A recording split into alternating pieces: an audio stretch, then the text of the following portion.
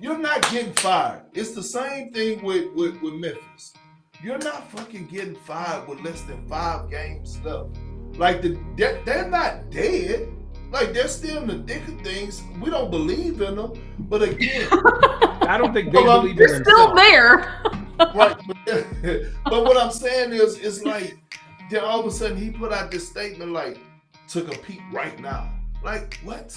Denver's not that team. They're not that team with that market that's going to generate that income to pay 30, 40, 50 million dollars in tax, let alone what some of these other teams are doing. You know, are they willing to go and spend that extra, 50, 100 million dollars to try and win a championship?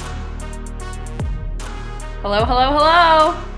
Welcome to this edition of Road Trippin. We're just going to dive right in. I'm Allie Clifton, Channing Frye, Richard Jefferson. Kendrick Perkins is on the way. There is less than a week. Oh, there he is. I'm here. What's going on? You guys, why does everything just look so crisp and clear and clean and beautiful? I got my internet. We look professional for the first time. I got my internet fixed. My Wi-Fi is fixed. Your audio sucks. Your audio sucks. Really? My audio bad? No, you sound far away. You sound far away. Really? There he goes. Hold on, let me try to let me do some adjusting. You know what I mean? We're gonna get the mics and all that stuff set up. Hey, what's up, Allie? Hi. Oh my God. You have a top 5 contenders list that I even have some beef with. We'll dive into that. You just came on national television Allie, to tell everyone. But before we even get there, I took a picture. It was like, yo, we got to talk about that contenders list. Before we get there, though, breaking news, less than a week left of the regular season. And Shams just posted that the Denver Nuggets have fired head coach Michael Malone. Your reaction. This happened just literally minutes ago. So this is kind of fun. This is the honest truth. My NBA TV people just text me and they said, how did you know? So I've known Mike Malone for a very long time. Mike Malone usually has a lot of energy, but he wears his heart on his sleeves. Bless you. When we went to go do the pregame interview, as we do with the coaches, Steve Kerr, Mike Malone, he looked exhausted. And I don't want to say he didn't look defeated. He just looked like he had run out of options. And so he was like hitting us with all these stats as we ask questions about, what's going on with the season and why when Jokic plays, they're 1, when he doesn't, they're 27. And he's like, hey, our starting lineups only played 20 games together this whole year. Bada bing, bada boom. But I was like, man, no, he something's going on. And then that was the game where they were up 10 and Jokic went and sat on the bench for 6 minutes and they went down by 12. And you could just see Jokic. And this is not a Russell Westbrook thing. Russ made just a weird turnover. He threw it out of bounds, and you see Jokic go to the bench and kind of explode. And for me, I've never seen Jokic on the bench being so, I don't want to say demonstrative, but so agitated. Animated, great word. Then you're looking at, and I was watching them like, yo, why is it that they keep losing these games at the end of the games? Now, missing Jamal Murray is huge for them because they really don't have nobody that got any wiggle that can drive. But that's not Mike Malone's fault. But man, I'm not going to say I called it, but I'm saying I called it. And I think, again, it's not like Mike Malone's not a good coach. Sometimes you just get tired of hearing the same voice. And it happened. Look at JB Bickerstaff. It's a great coach. They were just like, we just need something else right now. And he went and he's taking advantage of Detroit. Look at, I forgot his name, Taylor Jenkins from Memphis. Doing great. They just wanted a different voice. So it was bound to happen. But also, let's keep things a buck.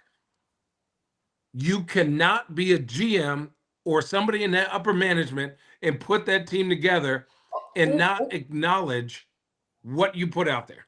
Oh, sorry. They're also firing general manager Calvin Booth. Oh, well, shit. Okay. Ooh. Oh, they're clearing house. They're clearing house. Now, lead assistant David Adelman will serve as the interim head coach for the Nuggets. That's all within minutes. They're clearing house. They doing exactly what the hell they supposed to do. Clean house. Look, let's keep it real. We've been complaining this entire season about Jokic and him not getting help not just from Jamal Murray being inconsistent, not just from the play of the others on the floor, but also what does those minutes look like without Jokic on the floor? They look in Shannon Trash. it looks gross. It looks gross. It looks fucking gross. Okay, cool. Now you move on to another point. They fired, who was that? Booth, Calvin Booth. Yep.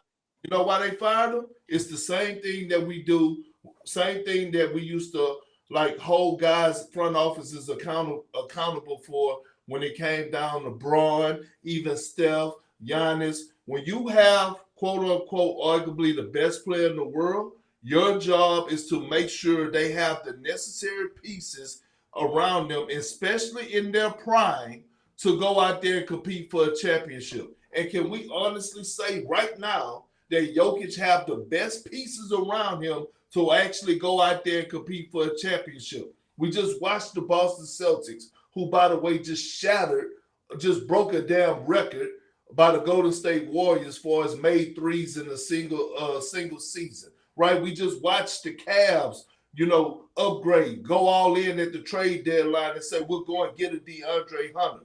We're watching Jokic put up fucking 60, 10, and 10, 40, 13, and 12, and fucking taking L's. And I said, and I'm going to leave on this note. I said it yesterday.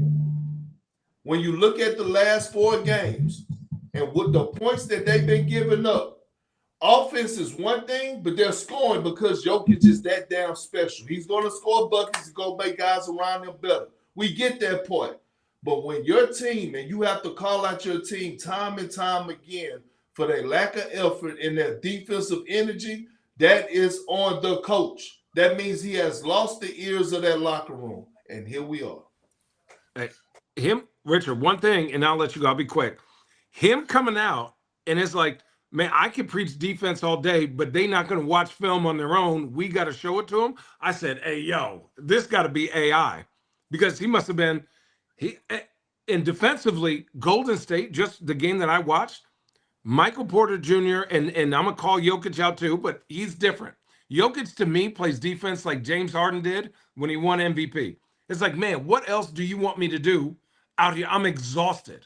Like, they were going at him every single time, and he just looks exhausted defensively, and Michael Porter Jr. gets picked on every time he's on the floor. And then my second part is Mike Malone, when he called out his team for not watching film, I said, yeah, my guy knows it's a wrap. He said, I'm going out, but I'm taking you with me, motherfuckers. You don't watch film. Fuck you. You're cool. Fuck you. I'm out. What does he think about Richard?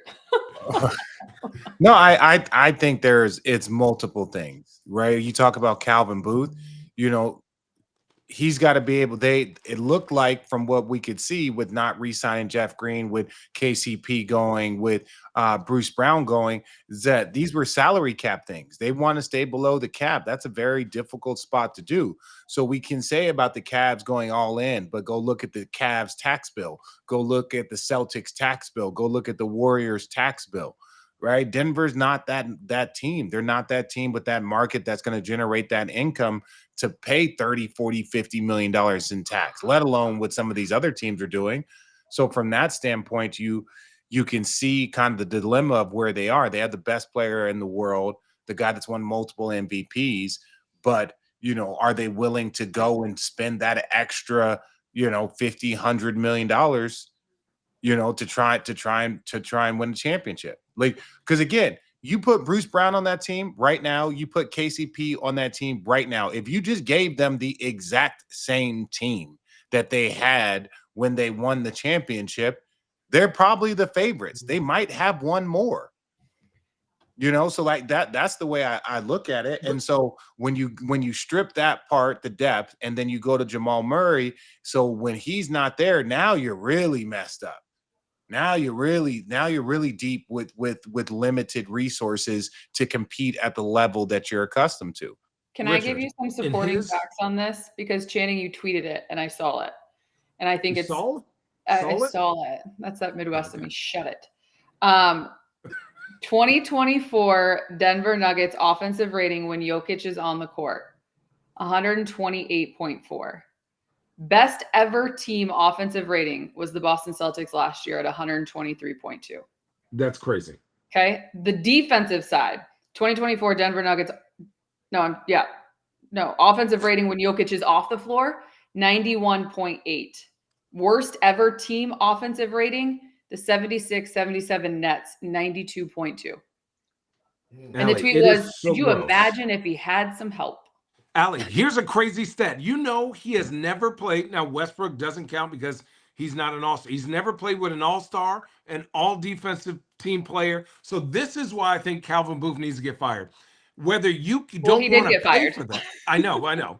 But whether you don't want to pay for that or not, you and all the draft picks that you have or the maneuvering, you can't find a specialist. You can't find somebody who's a specialist on defense and then value that, or somebody who can go get an all defensive team, an all NBA. He's never played with another great player. But the problem with that is this, and this I just learned this because I asked this same question. Right. The problem is that really the most attractive piece that you're willing to give up was Jamal Murray, but he couldn't be traded this season because you just gave him a bag this offseason. And I think that was the problem, because you remember when we first had this conversation on Road Trippin, I was saying De'Aaron Fox and Jokic. Like, De'Aaron Fox is an upgrade from Jamal Murray. But the problem is De'Aaron Fox asked a year too early out of Sacramento because they couldn't do nothing, right? And so now comes to mind, because we got to have this uncomfortable conversation. You're not firing Michael Malone and the general manager without talking to the two franchise guys. You know what I mean? Like, for sure. So, two? I mean, there's one. We got to throw Jamal Murray in there. Yeah. That's all I'm saying. I'm not saying he's a franchise guy, but he's their franchise guy. Yeah, he got a text that says this is happening before it happened. Jokic was like, "Do you mind if we do this?" There's levels. And I don't blame Jokic. I never want to call for anybody's job. I promise you, I don't.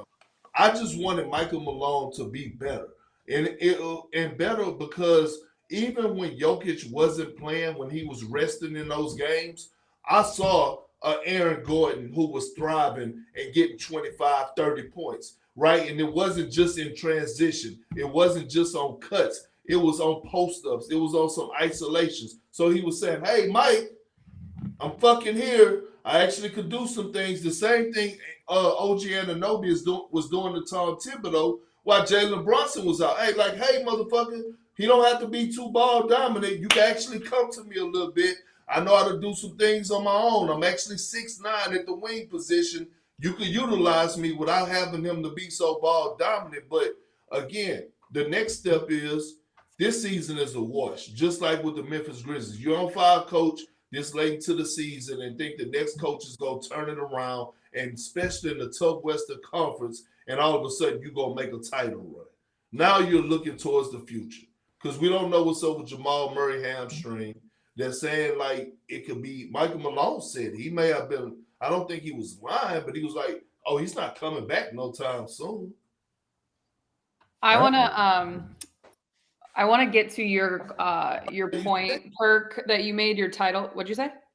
I was asking Richard, was he sick? He looked a little, He looks very pale. I'm trying to get some sunlight. That's the thing. Now I'm in a new place where I have sunlight. Normally I'm in a darker room. I think I might have actually a light button. Let me see. I want to get to your points that you made, Perk, before Rich has to run for a flight. However, my brother just called 3 times and I had to ignore every single time. And you know what this bitch just said? God, I love you, Corey. I just said that. I took a picture of you guys just to say, like, I'm working, I'm busy. He put question of the day. Why did the Denver Nuggets fire Mike Malone? I want it on the discussion. Centerpiece conversation. Channing, you did good on the broadcast the other night too. Having said that, does he not know that I know what I'm doing? Okay, moving forward.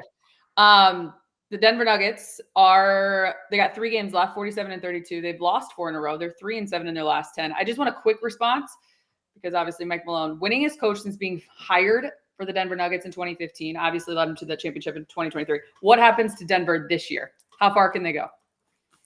Quick. Second round. They might not get out of the play-in tournament. Here's the thing. We don't know what Jamal Murray's going to do. And they're in the 4th spot, but technically they're in the 7th spot right now. So they're really in the 7th spot, to be honest, because the tiebreakers. After that breakdown of Wendy yesterday, yeah. Yeah, that So shit. Yeah, shout out to Wendy with the breakdown. He educated me on that shit. So good. Usually I'd be confused, you know what I mean? You put numbers and paragraphs and shit in front of me, I get confused. You got to talk to me. Yes. Talk me through Talk shit. nice to me. So basically, they're not going very far. Okay, end of discussion, conversation. We'll see how it all unfolds. But great thoughts from you guys initially on the firing of Michael Malone. All right, we're gonna dive right in, and I need Rich's take before we let him go. Perk went on ESPN. What? Where you going? Dallas. I might drive down there. What time you land? I got to check. I'm good. Cool.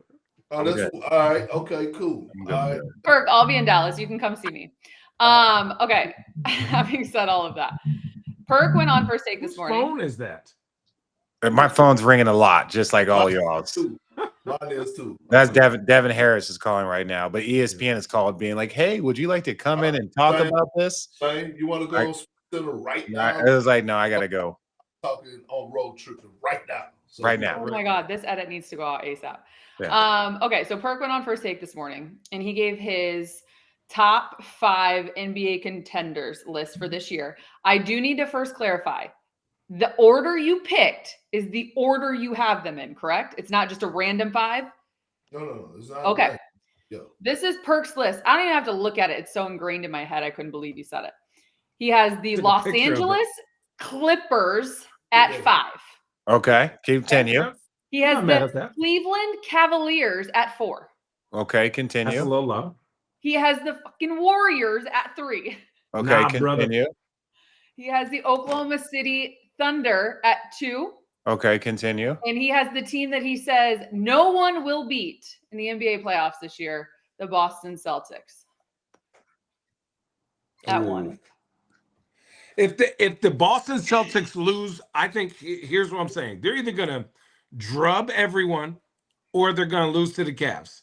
I just think that's what it is. Like, there's only one team. Is that the only thing that's rattling you? The top 2 teams in the Way to jump off the bridge, Shannon. That was real ballsy of you.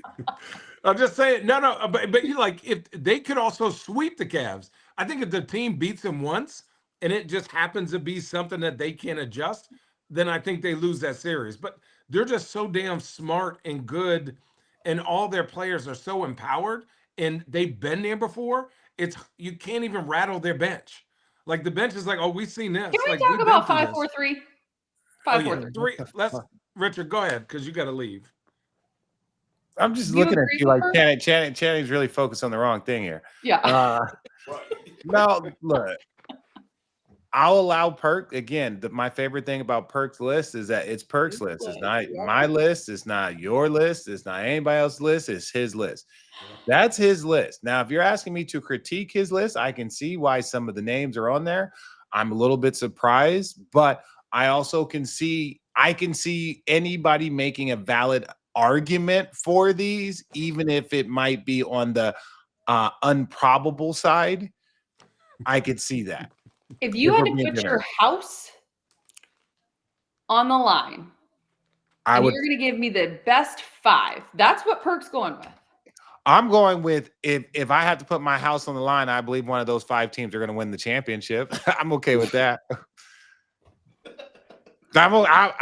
Who do we have? We got Cleveland, we got Boston, we got OKC, and then Warriors and Clippers. And then we're throwing in Warriors and Clippers. Hey, look, I'll take them versus the field, Perk. I'm with you. So basically, you're agreeing with Perk. Wow, today is a great day. No, I'm not agreeing. I'm not agreeing with them. I'm just saying that I can see how Perk can come to that conclusion. If it's that versus the field, I'll take that bet. It seemed like Allie has a lot to get off. I think so. Listen, I'm ready to hear. Come on, Tan Allison. Where did the Clippers come from? That they've shown you enough that they are all of a sudden a title contender. I know they've been playing balling. I get it. But that they've shown you enough to beat a team 4 times, 4 series in a row. Well, the biggest concern about the Clippers, number one, was the health of Kawhi Leonard. Okay. Yes. He just won Western Conference Player of the Week. He averaged 29. Over his last 14 games, Allie, he's averaging 25 points per game. He shoots 53% from the field, 44% from 3. And he just played in a back-to-back. Right there was enough. That's all you need. So, okay, he played in the back-to-back, and he won Western Conference Player of the Week. In the conference week, Jokic, Braun, Luka, all these guys, SGA, he won it. The team-wise, their last 17 games, they're 14-3. 14-3 since March 5th. They ranked second in offense. They ranked number 1 defensively. Zubac is averaging 16. Okay. God, bro. You going to go down the whole fucking roster? You fucking asked me. You go down the whole fucking roster? That was my last point. They got chili dog night at the arena. That was my last point. Jizzle. Listen to me, Jizzle. That was my last point. Big Jizzle? Love it. That's what I call him, Jizzle. 16 and 12. 16 and 12. Drew balling. Averaging. And they got the role players, Allie, Nicholas Batum, Derek Jones Jr., Patty Mills, Ty Lue coaching. Yeah. Allie, like Rich said, you have a point. You have a great point. Yeah. Here's the 4 things that I think a team Okay, well, needs Che, I want you win to a hold chip. that. I want you to hold that thought. I have to run. I have to go catch my flight, and then you can finish this. Goodbye. I love road tripping. Wait, you're not going to give your point? What my point about what? He agreed with me, Allie. Yeah, he did. Yeah. Okay. Yeah, that's what I'm like. I knew that because only from Wendy's report, I was very familiar with the Clippers roster and how much they had. So if you add the Clippers in there, I understand Golden State. Look, it's Steph, it's this. There are teams that you can put in there, teams that you can take out. I'm not saying it's my list. I'm saying I can see Perk came to that list. Good for Perk. That's Perk list. My list would look different. But I can see how Perk. Maybe that's for another day then. Yeah. All right. Right. I think I was the biggest surprise by Cleveland at 4, Perk, which is why I asked at the very beginning if that was the order specifically. What number would you want them at? I mean, because what is the Cavs' record this season against Golden State? Ooh. Is it 0-2? They're on 2. They're 0-2. I think so. The Cavs are like 6-6. They've been struggling Okay. at the wrong time. It's been alarming a little bit. They've been struggling. Golden State with Jimmy. Yeah. So I also think it just goes to show that what you guys have kind of preached and what a lot of people I think say. And until Cleveland shows you they can do it in the postseason and they're not just a regular season team, I feel like that is. And real quick, I wanted it was between the Clippers and Lakers, but I knew That's all I wanted you to say. I knew it was gonna fucking piss Shannon Sharp off, which it did. That I just had the Clippers in 6. He didn't see the 6. Honorable mention, but again, the Lakers at 6. So again, I still think the Clippers, they're my sleeper in the West. That's why they number 5. Okay. I was at a bar and we were watching the game, and I was talking to this guy, and I ended up forgetting his name, obviously. And he made a good point, huh? Some random guy. Yeah. What do you do? Where do you think I get all my arguments from? Have you never met me? I be going in there and be like, who am I going to start an argument with? But anyways, he was somebody was talking about contenders, and somebody kept putting OKC at number 1. And he was like, aren't they really young? And haven't they only won 1 playoff series? And so I go, what? I go, damn, that's crazy. And I started to think of like real contenders and think about teams like the Clippers, like the Warriors, which I just saw. And there are certain things that, and obviously Boston, and you would say a criteria is, are they well coached? Okay, so Boston's a yes.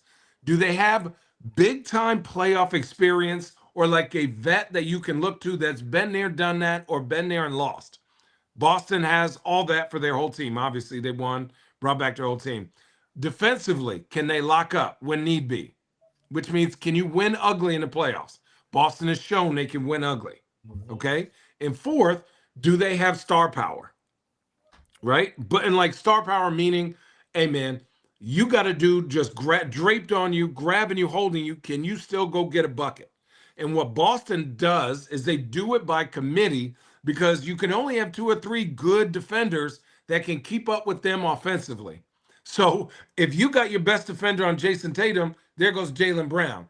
Now he's on Jaylen Brown. There goes Derek White.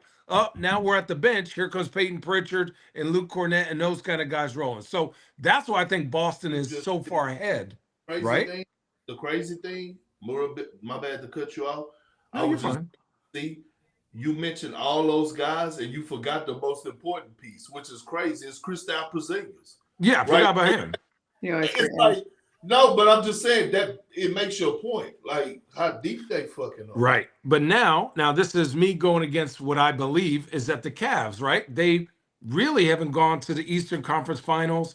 Can they lock down defensively? Yes. Are they well coached? Has Kenny Atkinson ever been to the NBA Finals? I think he has with the Warriors, right? I think in 20, right? 22. With the Warriors.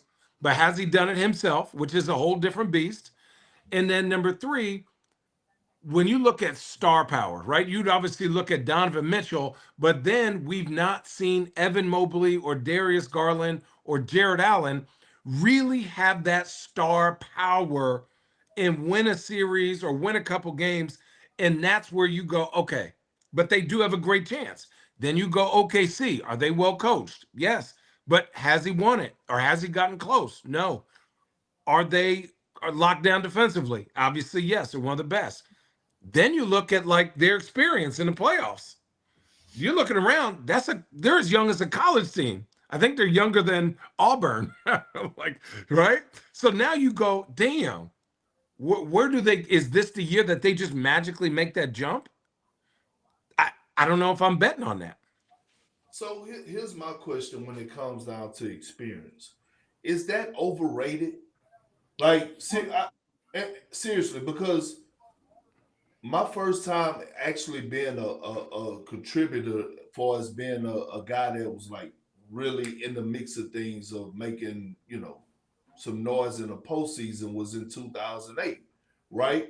Like, and I got thrown right in the heat of things, starting center with Ray. But who was your leader though? Hello, our leader was James Posey. Okay, because Pose. Okay. But what I'm asking is when we say experience, right? Like, for us, like, it's still basketball, right? And I think if you start to develop great habits throughout the course of the season and do it consistently, then experience, yes. But if you started that way, like, they've been the #1 defensive team in every statistical category. So they know when they want to lock down, they're there. Now, I will say this about OKC. One thing that is concerning is that who is their second option? I believe that it needs to be Chet Holmgren. I believe that in these next 4 games, here's watching. I don't believe in Jalen Williams like that, Allie. Like, he's not yet. Mm-hmm. I don't think he's a guy that could go get you 30 or 35, but I believe that Chet could go get you 25 to 27 and 14. And the reason 4 blocks. And 4 blocks. And when I think about the second option, if I'm Dagnall, if I'm him, what I would do in these next 4 games, I would overemphasize, let's put Chet in action. Meaning, if it's pick and rolling, pick and popping, let's try to force mismatches. Let's force feed them on the low block. Something along the lines what Boston does with Kristaps Porzingis, right? Like, we talk about them shooting threes, but last year, Kristaps Porzingis was the best post-up player in the league. In front of Jokic, Embiid, AD, Giannis, it was him. So they take advantage of those mismatches. So it's like, can you utilize Chet like that? Absolutely. Yeah, I don't want to touch back on the Denver Nuggets, but Josh Kroenke put out a statement. What did he say? Denver Nuggets owner Josh Kroenke, while the timing of this decision is unfortunate, as Coach Malone helped build the foundation of our now championship level program, it is a necessary step to allow us to compete at the highest level right now. Championship level standards and expectations remain in place for the current season, and as we look to the future, we look forward to building the foundations laid by Coach Malone over his record-breaking 10-year career in Denver. See, it's a whole lot of there's something knife in the back shit going on. You're not getting fired. It's the same thing with Memphis. You're not fucking getting fired with less than 5 games left. Like they're not dead. Like they're still in the thick of things. We don't believe in them, but again, I don't think they believe in they're still there. Right, but what I'm saying is, it's like then all of a sudden he put out this statement like to compete right now. Like what? Like so to me it's almost like your coaching staff or who's going behind your back as a head coach to go say, "Hey man, get this motherfucker out of here. This motherfucker here, they ain't listening to like that shit." That's what's happening. That's what happened in Memphis. Yeah. Seems very odd and strange, obviously, it's all happening. Which for that to happen too, where now we got to start. Now, what's another thing, which is not as important, but you're looking at, those are 2 big name coaches. That's available. So the summer, you look at a team like, I don't know. Phoenix. I mean, there's other coaches. You look at like what happens in Milwaukee, Phoenix. Would he go back to Sacramento? No. I don't know if I want that. Right? The price is right. No. They like now everyone likes Chauncey all of a sudden because his 18-year-olds are 21. This is crazy. I try to tell people, like, be patient. These dudes are 19 years old. Like, we're not trying to win right now. We're trying to develop these guys. They're finally doing good. Also, what happens in San Antonio?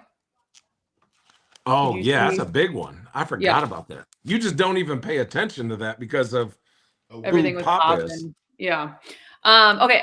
I do want to get back to your points about OKC because I do, and you mentioning is experience overrated. What did, again, I know it's one game, and I heard some of your thoughts yesterday on NBA TV or NBA Today, Perk, about OKC.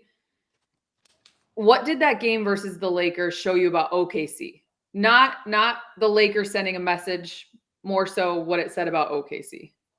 Well, I think it's more so of the physicality point of it. Like, yeah, the physicality. Like it was because people don't, obviously we know what Braun getting downhill, but people don't realize how physical Braun really fucking is. Like, we overemphasize what Giannis does to people, but people don't know until you actually guarding this motherfucker how physically strong he is and how it takes a toll on your body. And even with Luka. So now you're looking at 265, 270 fucking ball handlers that's going to put your ass on the low block, that's going to pound you, and now all of a sudden you got to send this double team or whatever.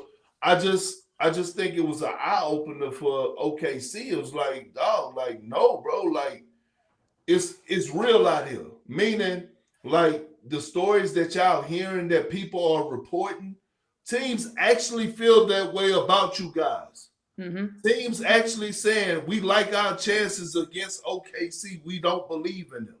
Not the media, but teams. And I thought that they needed that punch in the mouth to be like, oh, shit, hey, let's lock the fuck in. You getting towards the end of the season, guys coming in cool. You think you're at home on the afternoon game, and all of a sudden you got JJ Redick with a game plan. Luka come out on the fucking mission, and they bust your ass. And it's like, oh, shit. No, you're like, yeah. And that's how they feel. I think I give a lot of credit to JJ, regardless, because to execute like that, here's how, looking back at this game, I bet you JJ has a separate book for like playoff game plans for different teams, right? And I bet you he goes, how many games are left in the season? 6, 8, whatever it was. He goes, page 4. We're going to come in here and we're going to use playoff level execution and we're going to show the league how to beat OKC, right? So for me, I would say, obviously OKC is going to be an absolute monster in the playoffs. But if I can show the league, right, like almost what happened to Denver. If you guys don't notice, everyone started triple team in Denver, and everyone goes, wait, you can win games like that? And then they just, look, everyone else started doing it their own way. And it's tough for them to adjust based on their personnel, based on they don't have not one fucking NBA player who can make 3-pointers other than the guy named Jokic. It's Michael Porter Jr., sorry. Other than that, they couldn't kick that bitch in the ocean. I But think to me, there's a layer to that too, by the way, with the experience factor. Question overall. Yeah. Continue first, and I'll do it at the end. Sorry. Yeah, but I think if you give the game plan to like the whole league of who OKC is, you better your chances of them losing in the first round to a team they may or may not need to lose to.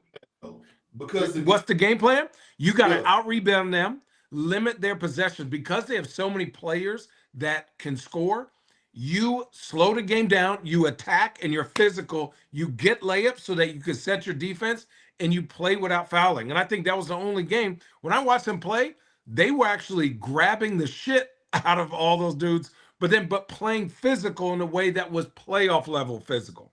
That literally was JJ's message, I believe, at halftime to Mike Trudell. Because we were able to slow the game down in the half court, take the ball, make them take it out of bounds, we were able to get our defense set. I swear to God, he literally said that. I should be a fucking coach. I should be a coach. Okay. No, never mind. Everybody don't have a LeBron James in the West, so that you that slow the game. Matter of fact, slowing the game down plays right in the hands of Luka Doncic, right? So it's like, okay, you can slow the game down, but who has the IQ of those players? Lakers are built to play in the half-court set, right? But they got to actually make shots. Here's why I was like, the Lakers ain't shooting 22 for 40 again from the fucking three on the consistent basis. Now, since they got Luka, I will say this. They went from 20th to 10th in the league to 3-point, right? Yeah. So that is a huge jump. But again, I just don't think they can make shots on a consistent basis. But here's the crazy thing, and I'm done with this topic. If you want to move on, Allie, here's the thing. My last call. This is about to be the most exciting postseason, especially in the Western Conference, that we've seen in the last 5 years. I strongly fucking believe that. You know why? Because we don't know. Anybody could get popped. So anybody that's sitting at that 1, 2, 3 seed, to be honest with you, they could get popped. Because you might get Denver. You fucking might get the Clippers. You might get Ant-Man. Like, you might get Golden State. Like, you could get popped, and guess what? Who would actually be surprised? No one. Nobody. No one. Nobody. And Golden State actually is very defensively. It was shocking. I said, hey, yo. And I don't know, and I was talking to Kerr about Podziemski. Low-key, Podziemski turned into that. He out there swaggy. And Steve Kerr said, listen, he is a Sour Patch Kid, because as much as you love that he wants to be this all-star, you're also like, pass the ball to Steph and get it right back. Motherfucker, like, listen, there's two ways. But he goes, with Jimmy has empowered the young guys, and he goes, it's easy to be a role player. I think someone else said this too now. It's easy to be a role player when you know who your stars are. And they know that Jimmy is an alpha dog, Draymond and Steph, and everyone else fills in that role. So now Podziemski's in there. He getting naked, but baby booty-ass naked shots. And then once he makes that, he got the skill set to go to his bag. Instead of him trying to be the third best player, he's now the fourth best player, but really the second option on offense. It's wild to see. It's crazy. So, and defensively, these dudes are everywhere. Everywhere. It's bananas. I was going to say, kind of to put a bow on your thought about the Lakers and their 3-ball, Perk, it was like case in point, Houston and Golden State, Tuesday, Thursday, last week, when the Lakers, both Houston and the Warriors packed it in and forced you to shoot, right? They hit that bitch against Houston all night long, end up winning. They didn't on the converse versus Golden State, and you saw the difference. To your point, yeah, they've got nights and they've got stretches where they can really connect from deep, and then they have some where they can't, and ththings look a lot different. So I think it'll be interesting. Good Lord. What'd you say? But when the Lakers are on, Oh, Yeah, it's a problem. you have him as honorable mention. What did Yeah. what did Shannon Sharp say today? Divorce court, child support, Lou Dort, Lakers in 5. Oh, God, I was dying. He's funny. Okay, we're gonna end this podcast. 5 minutes left with what has your panties in a bunch? Presented by Skims, not Skims. ooh, Your last topic and thought. Who would like to go? I think we're not realizing what we're seeing in Houston. I think Houston is, I don't want to say the Detroit of the West, but Houston is that team where, like, if they're allowed to grab and hold and be physical, that's a problem. And I think Jalen Green's doing so much better. Like, the whole team is doing better, and they've been through the fire, and now they're starting to notice, hey, these other people don't like being grabbed and held and defended hard. And I think when they get to the playoffs, I think they may shock a team or two. look, I don't have anything that has my panties in a bunch, but I definitely got something that didn't lit a fucking fire up under my ass, and that's the game tomorrow. Oh. The game tomorrow. LA, Dallas, damn it, Allie, I don't care about nothing else. Luka returning, right? The crowd is gonna go crazy.